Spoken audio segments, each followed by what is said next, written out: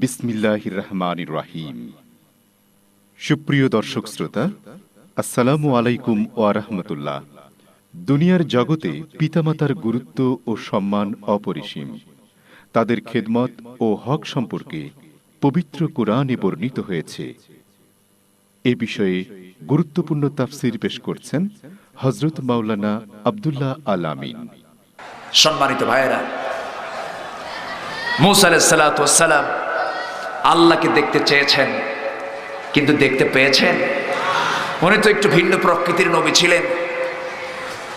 এই লোকের নাম, এই নবীর নাম একটু মুখে আসলে একটু মজা লাগে। ইনি আল্লাহর সঙ্গে মজা করতে দ্বিধা করতেন না, যা মনে হতে প্রশ্ন করে ফেলতেন। একদিন বললেন, আল্লাহ একটা প্রশ্ন করি কি? আল্লাহ তুমি কি আমাকে জান্নাত দিবা? আল্লাহ বললেন, মূসা তুমি তো মরুই নাই। মূসা আলাইহিস সালাতু ওয়াস সালাম কিছুক্ষণ চুপ মেরে কিছুক্ষণ পর নিজেই বলছেন, আল্লাহ আমি জানি তুমি আমাকে তাওরাত কিতাব দিয়েছ, আমি রাসূল একজন, তুমি তো আমাকে অবশ্যই জান্নাত দিবা। আল্লাহ বলছেন, তুমিই প্রশ্ন করো, তুমিই জবাব দাও, আমার তার বলার দরকার নেই। তুমি আল্লাহর সঙ্গে এরকম করে কথা বলতেন, মজা পেতেন। এরপরে বলছেন, আল্লাহ তুমি যে আমাকে জান্নাত দিবা, সেই জান্নাতের বাসিন্দা একজন বন্ধু তো আমার দরকার। সে বন্ধুটাকে? আল্লাহ বললেন, তোমার বন্ধু হলো একজন কসাই। উনি বলেন, কসাইয়ের বাড়ি কই? অমুক শহরে। দেখেন, প্রশ্ন কিন্তু শেষ হয়ই না, কথা বলতেইছে। আল্লাহ আমি যেতে চাই তার বাড়িতে। যাও। রওনা করলেন কসাইয়ের বাড়ির দিকে। বাড়ি পেয়ে গেলেন, কিন্তু কসাইকে পেলেন না। বাড়ির ভিতরে ঢুকে দেখেন দোলনার ভিতরে একজন বুড়ি মানুষ, চামড়াগুলো কুঁচকে গেছে, বৃদ্ধের কারণে খাটো হয়ে গেছেন বুড়ি মহিলা। দোলনার ভিতরে একা একা দোল খেতেছেন, আর মূসা আলাইহিস সালাতু ওয়াস সালাম সেই মহিলার সামনে গিয়ে দাঁড়ায় আছেন।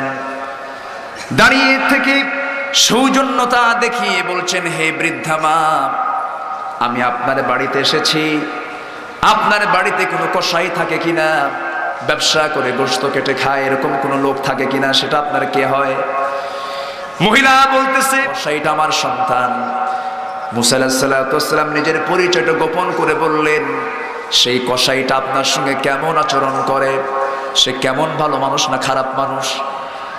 যখন তার বায়োডাটা জানতে চাইলেন, সব তথ্যগুলো জানতে চাইলেন, লক্ষ্য করে দেখলেন ওই বৃদ্ধা মহিলার চোখের কোনা বেয়ে বেয়ে টপ টপ করে পানি পড়তেছে। মা আপনি কাঁদেন কেন? বৃদ্ধা মা বলছেন, হে প্রশ্নকারী যুবক, তোমার পরিচয় কি আমি জানি না? আমার সন্তান আমার জন্য যা করেছে আমার কলিজা ভরে গেছে। কি করেছে আপনার জন্য?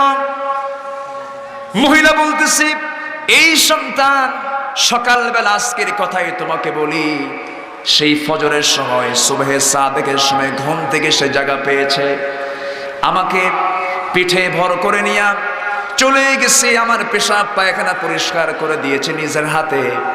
এরপর আমাকে পরিষ্কার করে দিয়া শোয়া দিয়েছে, তেল মালিশ করে দিয়েছে। এরপর আমার জন্য খাবার প্রস্তুত করেছে, সুন্দর করে খাবার খাওয়াইয়া দিয়া আমাকে দোল দিয়ে চলে গেছে বাজারে গোশত কাটার জন্য। আবার বিকেলে যখন আসবে, ও প্রশ্নকারী যুবক, আমার ছেলে সেই গোশতের সবচেয়ে দামি অংশ, কলিজার টুকরাটা আমার জন্য নিয়ে আসবে, ফলমূল নিয়ে আসবে, ভুনা করে আমাকে সে রান্না করে খাওয়ায় দেবে। আমার কলিজা ভরে গেছে, সেই জন্য আল্লাহর কাছে বলি, আল্লাহ গো, আমার সন্তান যদিও কসাই হোক, কিন্তু আমার সন্তান, আমি মামার সঙ্গে যে আচরণটা করেছে, তুমি আল্লাহ খুশি হয়ে যাও। আমার সন্তান কেমন জান্নাত দিবা, যে জান্নাতের বন্ধু আল্লাহ এই জামানার শ্রেষ্ঠ পয়গম্বর মূসা হয়ে যাবে। জোরে কোন সুবহানাল্লাহ। মূসা আলাইহিস সালাতু ওয়াস সালাম এবার বলছেন, ও মহিলা, আপনি যে লোকটার সঙ্গে জান্নাতের জন্য আল্লাহর কাছে প্রার্থনা করেছেন জান্নাতের বন্ধু যেন মুসা হয়, সেই মুসা তো অন্য কেউ না, আপনার সামনে দাঁড়ানো যে ব্যক্তি, আমি সেই আল্লাহর পয়গম্বর হযরত মুসা আলাইহিস সালাতু ওয়াস সালাম। জোরে কোন সুবহানাল্লাহ।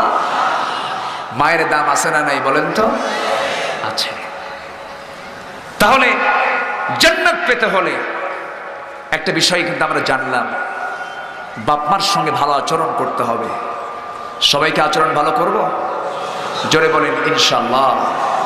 এই মুহূর্তে আমার মনে পড়ে গেল আল্লামা সাঈদীর কথা। তার বক্তৃতা শুনে কত বাপ মার অবাধ্য সন্তান বাধ্য হয়ে বাপ মার সেবা করা শুরু করল।